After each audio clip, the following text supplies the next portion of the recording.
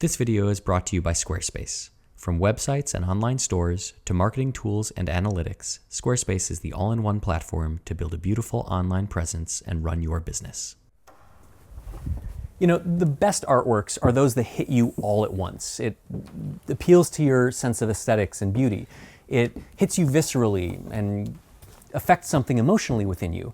And it probes your mind. It makes you ask questions. They tell stories. And when that hits, it's magical. The best part of my job is that I'm surrounded by paintings and I get the opportunity to have that experience a lot.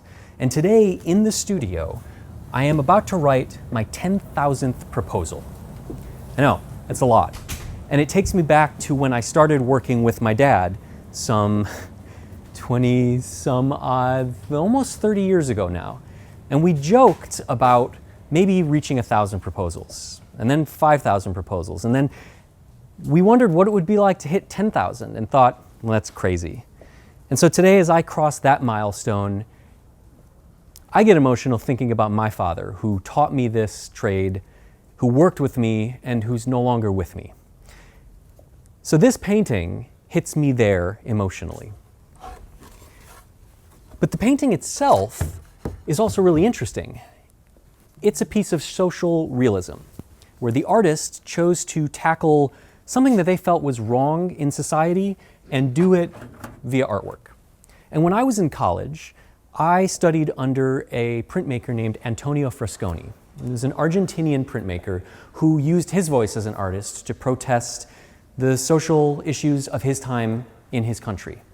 And it left an indelible impression on me about what art could be, not just pretty pictures, but powerful pictures. In addition, this piece was painted in a town called Croton-on-Hudson, along the Hudson River in New York. And another one of my professors, Cassandra Hooper, had a studio there. And we would often go to her studio for critiques and to talk about art. And that's where I started to refine what it meant to be an artist, the weight of that responsibility. And finally, this piece, as a piece of social realism, speaks to a story about us, about who we were, who we are, and maybe who we will be.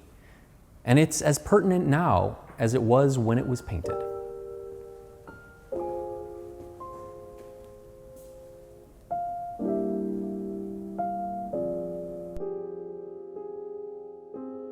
In 1935, with the passing of the National Labor Relations Act, workers were now guaranteed the right to organize into trade unions, engage in collective bargaining, and participate in collective actions like strikes. Buoyed by the success of the U.S. steel workers just a few months earlier, workers at the Republic Steel plant gathered on Sunday, May 30th, Memorial Day in 1937, to demand their rights.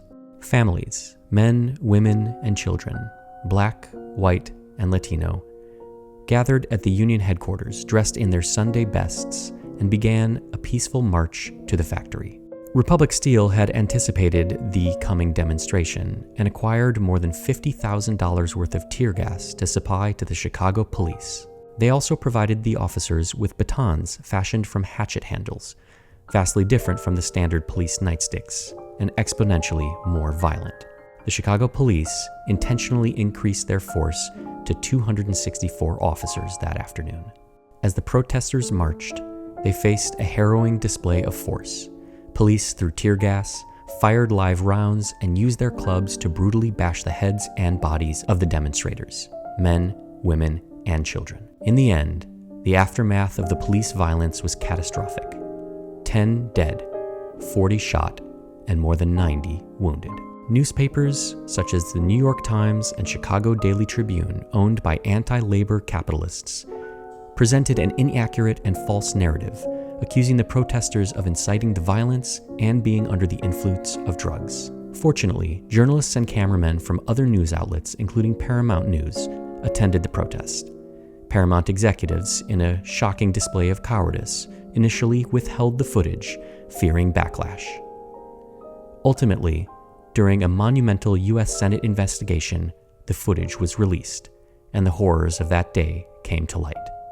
As the newsreel footage played across the country, the truth of the Memorial Day Massacre became undeniable. The innocent victims and survivors, the brutality of the police, and the media's complicit role in shaping a false narrative underscored the everlasting importance of documenting and challenging power, a lesson that rings true today as it did 90 years ago. Born to Jewish immigrants who worked in New York's garment district, William Groper lost his favorite aunt in the Triangle Shirtwaist Fire. As a boy, he studied art under George Bellows and Robert Henri. He became an illustrator for the New York Tribune, the Liberator, the Revolutionary Age, and the Rebel Worker, as his political convictions solidified. Groper traveled to Cuba and later to Russia with Sinclair Lewis, eventually being called before the House on Un-American Activities in 1953. So when Groper heard of the Memorial Day Massacre, staying silent was simply not an option.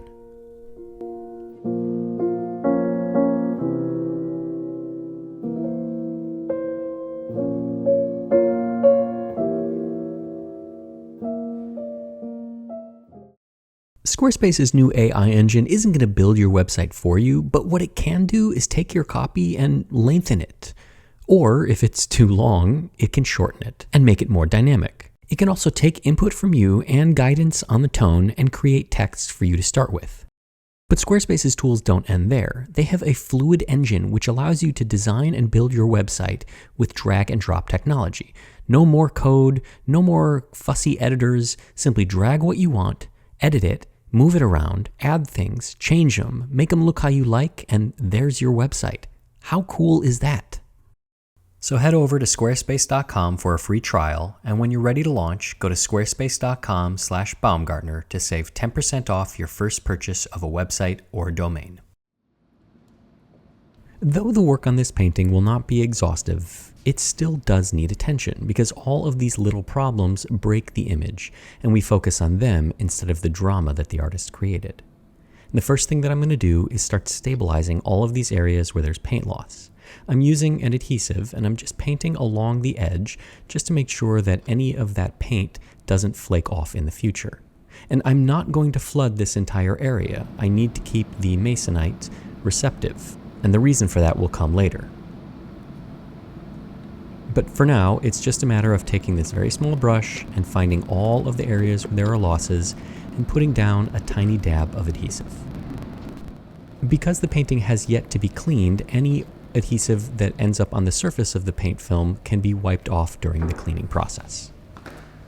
With that now complete, we head to the back of the studio over to the Clampinator, where I'm going to try something that I've never tried before. I'm going to see if I can adapt this tool to a different use, and hopefully it will respond accordingly and everything will go smoothly. There were areas where the masonite was punctured from the back and it deflected to the front, and those are big bulges. Not only do we want to stabilize this masonite so it doesn't continue to deteriorate, we want to flatten these bulges. Masonite is a product of sawdust and other particulate and adhesive, so it has no grain and no real structure.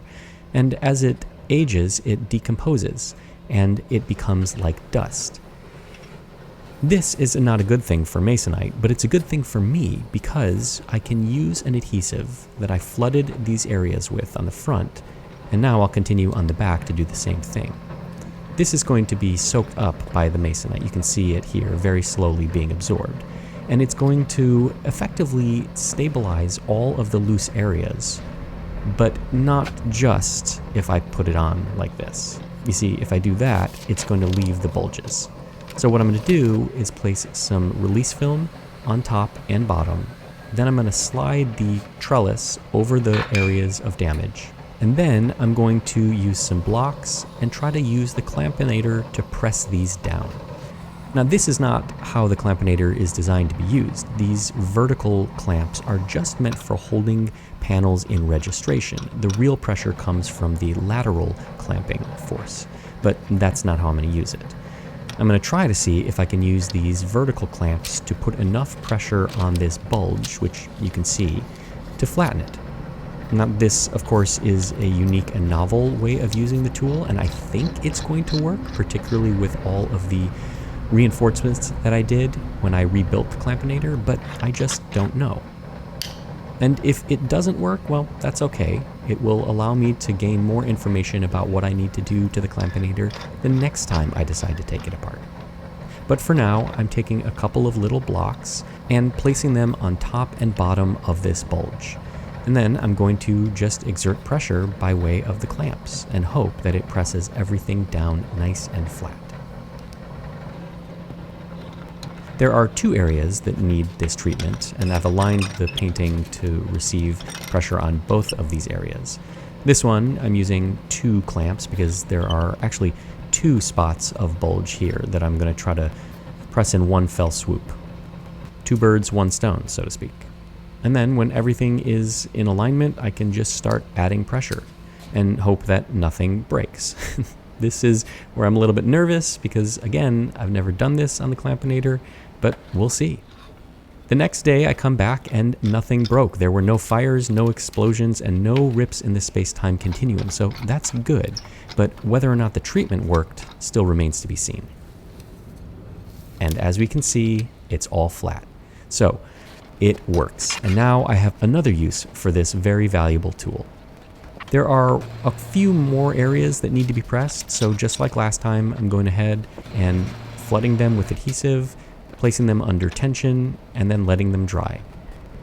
And the next day, come back, and we can see once again, no catastrophes, and the bulge has been flattened, which is exactly what we want. So now I can remove the panel from the clampinator and take it back to the front of the studio for more structural repairs. Critical to the next step is finding some like materials. And so I'm into my storage room and I'm going to look for a piece of old masonite. Now, I have to replace a corner that's been missing, and I could do that with any number of materials. But in this case, I've chosen to use a like material for a lot of reasons. 1, it's the same thickness. 2, it's the same material, so it will respond the same to the adhesives and to the environment. And I don't want this repair to be terribly, terribly obvious. I just want it to kind of blend in. So I'm taking this new piece of masonite and just marking where I want to cut it off. Then over to the table saw where I'll trim off this corner on a 45-degree angle. I want it nice and crisp, which is why I'm using the table saw and not hand tools. Ultimately, this is really easy. The masonite, like I said, is just a dust product and glue, so it cuts really well. Now I'm going to align this new corner with the panel. Make sure it's nice and flush, and then I'm going to take my knife and I'm going to score the edge of the original panel. What I'm going to be doing here is effectively what a woodworker or carpenter would call a Dutchman. I'm creating an inlay to go in the original panel, and it's always easier to trim the original according to the patch than vice versa. So once I have that trim line marked, I'll take my scalpel and begin shaving down the original panel. And you can see just how soft this masonite really is. This is not a good material for artists to paint on. Now, in 1938, when this painting was executed, it was a modern material, space age and new, and it was touted as the perfect artist's panel. It wasn't wood, it wouldn't crack, it's not canvas, it's not soft, but as we've learned through time, it's just not a durable material. And so while we don't fault artists for painting on it then, we certainly don't want artists to paint on it now. There are any number of better materials. So once I have that Dutchman inlaid, I'll then take my pencil and score on the front the area where the corner is missing. And again, look at just how easily it comes apart. So now we have a line. And again, taking my blade, I'm going to score this line and begin to remove the excess material that we no longer need. This Dutchman is not a complete inlay, it's a half lap joint. So half of the material is removed on the inlay, the Dutchman, and half is removed on the original, the panel.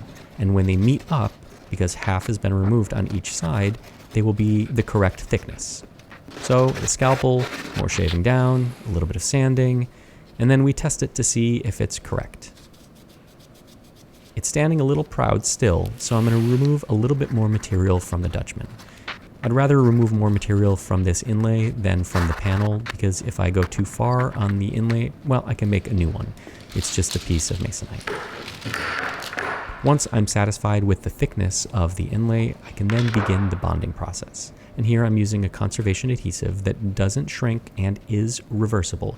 The non-shrinking is important because we don't want any distortion in this glue up. I'll apply the glue to both faces, remove the excess, and then I'll start clamping. And this is completed with a piece of release film, felt on both the front and back, and some wood blocks to distribute the clamping pressure evenly. I'll let it rest for a full day and then come back and remove the clamps. And no surprise, this is going to work. I've done this any number of times. In fact, I can't even remember how many times I've done this. And so it's not surprising. And there you go. That piece is now stabilized. The corner has been rebuilt. And we can now begin cleaning this painting. This piece does not have a varnish on it. The artist never varnished it, but it does have a bunch of surface grime. Nothing terribly problematic, but it does have what probably is a layer of soot and just general dust and grime on top of the surface of the painting, and we need to remove this. Using a neutral organic soap that we mix in the studio and a paintbrush, I'll apply it, agitate it a little bit, and then use a cotton ball to remove the excess. Because this painting isn't profoundly dirty, the change isn't really all that radical at first. But as you remove more surface grime, as we can start to see what was on there, well, every little bit counts. And the sky becomes cleaner, the whites become brighter, and the colors become truer. And that's what the artist wanted us to see, and that's what we're going for during this cleaning.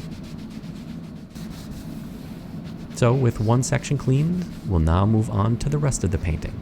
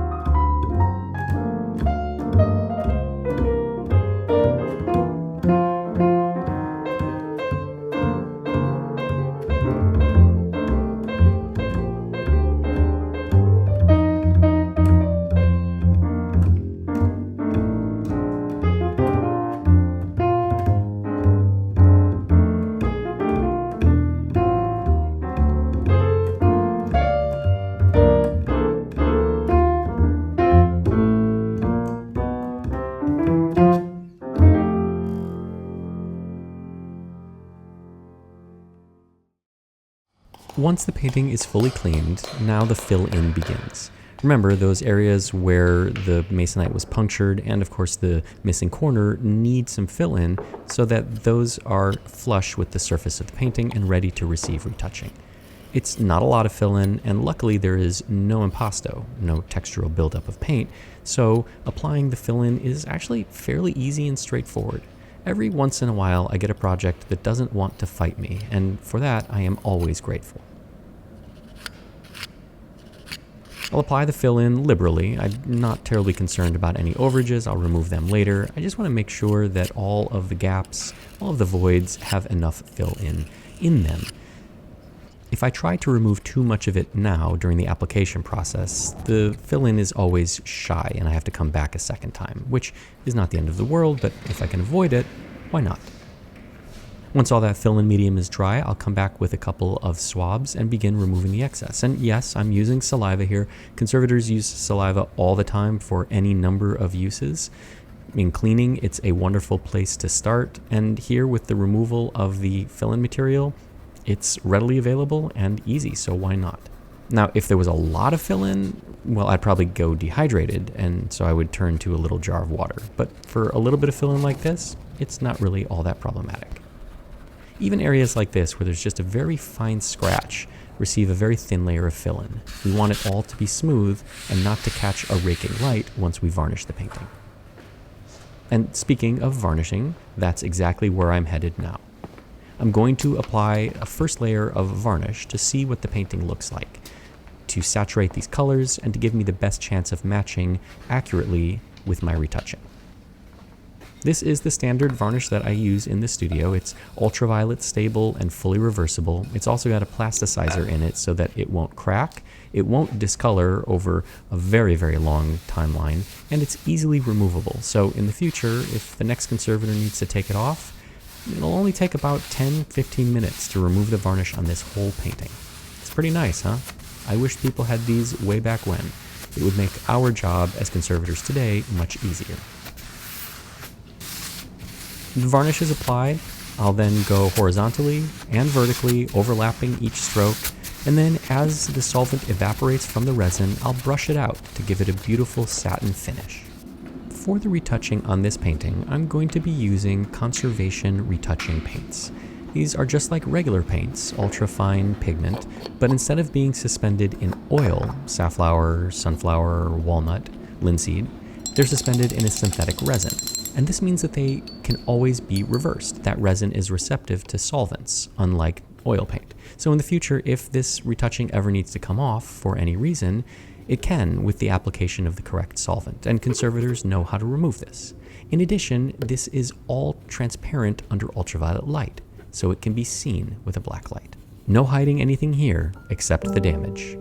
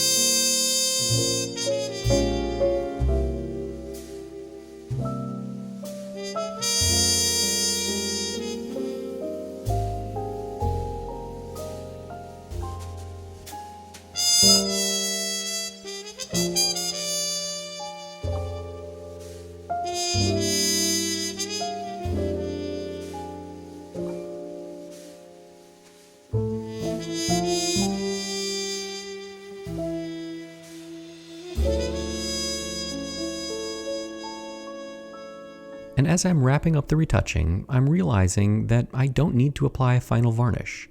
none of this retouching is visible, and so I think all of the work on this painting is now complete. Though the painting didn't arrive in catastrophic condition, it did require attention. And with all of the work now complete, all we see is the image and the drama unfolding. The major scratches on the surface are gone. They don't catch the light, and the color is matched perfectly. The areas of big loss where the masonite was punctured have been flattened, stabilized, filled in, and retouched. The missing corner also now blends in seamlessly.